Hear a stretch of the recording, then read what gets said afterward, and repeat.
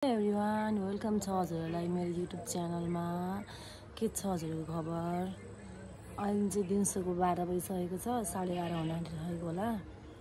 So मैले आज video start ढिलो गरेँ, मलाई कस्तो अल्छी लागिरहेको थियो र पनि सो मैले चाहिँ भिडियो स्टार्ट गरेको छु। हेर्दै गर्नु होला म के गर्छु। म चाहिँ अब थोरै काम छ, दुधहरू तताउनु पर्ने छ, सो हेर्दै गर्नुहोस्। म चाहिँ दुध तताउनु पर्यो भनेको हेर्न सक्नुहुन्छ। दुध अघि बिहान ल्याएको थियौँ, दुध तताउँछु। त्यसपछि आज चाहिँ म नानीलाई छोरीलाई आज म दुध र बिस्कुट लानु पर्यो टिफिन भन्दैछु। हेर्दै गर्नु साथीहरू, यहाँनिर हाम्रो दिदीहरू पनि पाहुना आउनु भएको छ, उहाँहरूको लागि पनि चियाहरू बनाउनु पर्छ। सुरुमा चाहिँ म यहाँ दुध तताउँछु, पहिला दुध बसाउँछु पहिला। हेर्दै गर्नुहोस् कस्तो अप्ठ्यारो हुँदो रहेछ हौ एक्लै त, कस्तो गाह्रो भएको। ओ माई गड, यसलाई म कसरी खोलौँ? यसलाई म कसरी दुध पनि बसाइसकेको छु।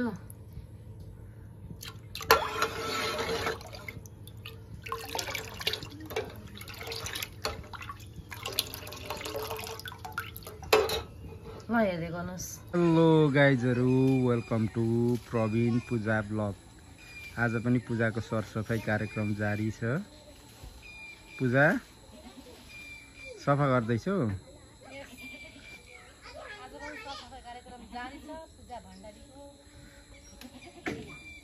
ठिक छ त।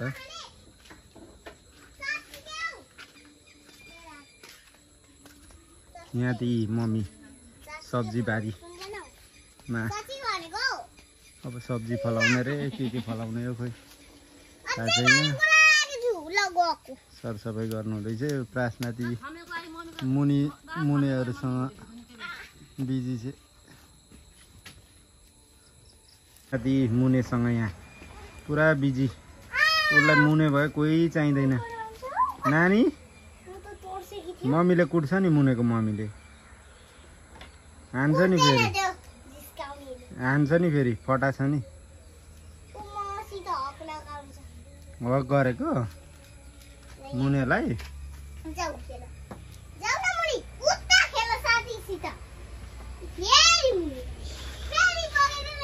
पुरा सरसफाइ गर्नु हुँदैछ मम्मी। यहाँ ती भोलि त्यो हाते ट्र्याक्टर लाएर जोताउने रे, सब्जी फलाउने रे।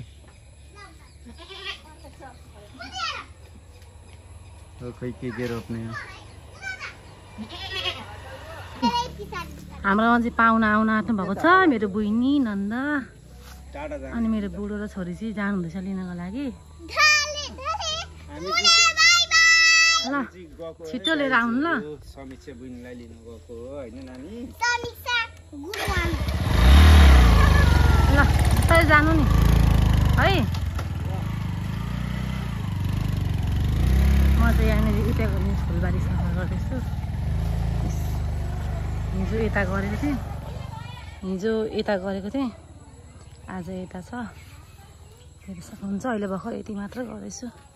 मम्मी चाहिँ ऊ माथि हुनुहुन्छ, हाम्रो ऊ माथि हुन्छ मम्मी चाहिँ। त्यहाँनिर सब्जीहरू लाउने भन्दैछ, सो देख्न सक्नुहुन्छ। मैले चाहिँ घाँसहरू पनि काटिसकेँ, फुलबारीहरू सबै सफासुग्घर भइसकेको देख्न सक्नुहुन्छ। मैले चाहिँ यता सफासुग्घर गरेको, गरेर बोल्न पनि सक्नु भएको छ गर्मीले। सो यहाँ पनि छ है घाँस, अनि यता पनि अलिअलि सफासुग्घर गरेँ। अब यहाँ चाहिँ भोलि गर्छु। आजलाई यति नै। बुनहरू आइपुग्ने बेला हुन आँट्यो। सो त्यसपछि फेरि म बुनेर आएपछि पनि भिडियो लिन्छु। अहिले यसलाई हेर्दै गर्नुहोस्।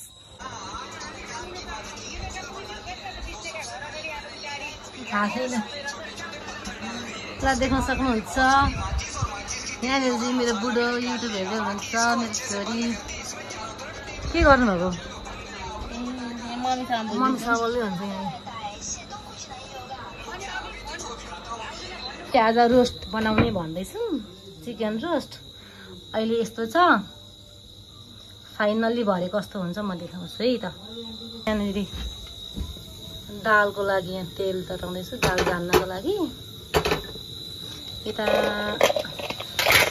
पाक्दैछ भेन्डी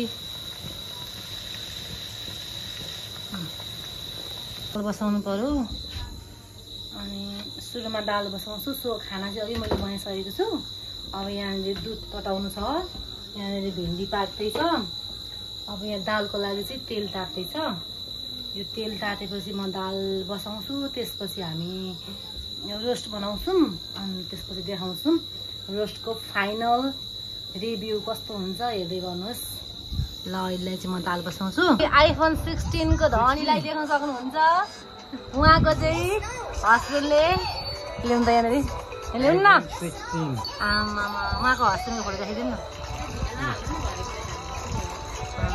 के नहाल्नु भिडियो किन हाल्नु आइफोन 16 आयो भन मैले भिडियो नहाल्नु त यहाँ देख्न सक्नुहुन्छ उहाँले पठाइदिनु भएको आइफोन 16 उहाँलाई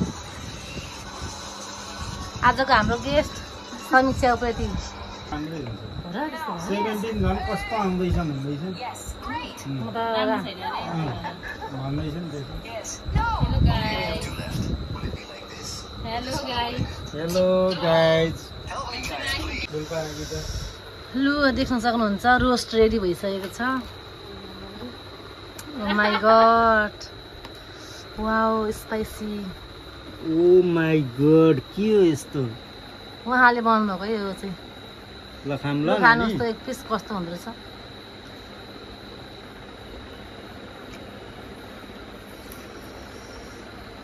वाओ छ नम्बर 1 उहाँ चाहिँ खानुहुन्न अरे रोस्ट खानु मन पर्दैन अरे हामीलाई एकदम मनपर्छ कस्तो क्रन्ची हड्डी त छोड्देऊ न हो पूजा हड्डीलाई त छोड यत्रो मासु छ त